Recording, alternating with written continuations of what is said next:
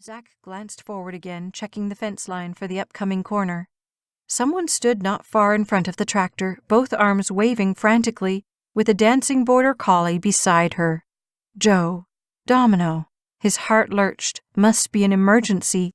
He shifted down and eased the brakes, hoping she'd know this machine didn't stop on a dime and would keep Domino out of his way this time. Where had the pup come from, anyway? The tractor ground to a halt, and he pulled the levers to seal the fertilizer injectors. Jo stood with her feet firmly planted and her hands on her hips.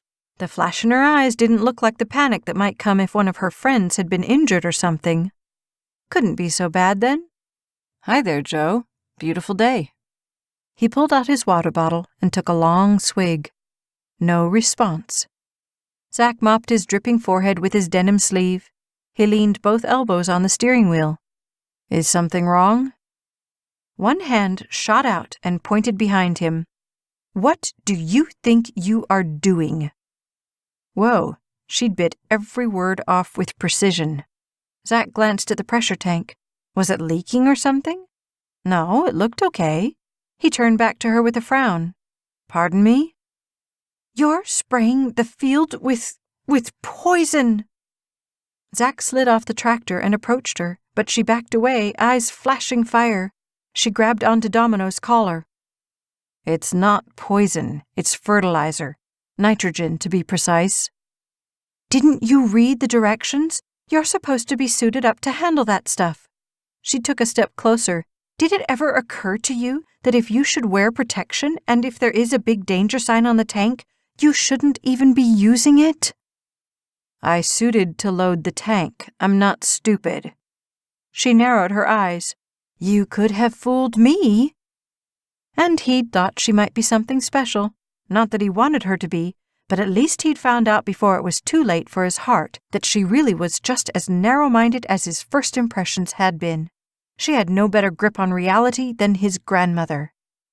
Not only are you not suited, you aren't following appropriate procedures. She'd lost him. Zach frowned. What do you even know about it? That? Her hand shot out, pointing at the tank again.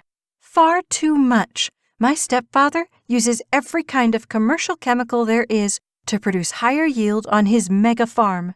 I've smelled them all, and this one is rotten. She pursed her lips together, obviously biting back a further tirade. Her whole face flushed, her eyes flaming, her hair flying every which way out of the long braid that attempted to contain it. Her lips enticing. He bent his head to hers and kissed those tantalizing lips. A shock ran through him at her passionate, welcoming response. He held her shoulders for a brief instant, then, as the kiss intensified, slid his hands around her back and snugged her tight against him. Zach trembled as her arms rounded his waist, clutching him as completely as he held her. He gave himself over to the moment, reveling in the contact, in the tiny but powerful woman in his arms. She pulled away all too soon, and Zach opened languid eyes just in time to see her hand flying at his face. He lurched back, but not quickly enough to avoid her open palm as it stung his cheek. How dare you? It took him a second. Deny you kissed me back.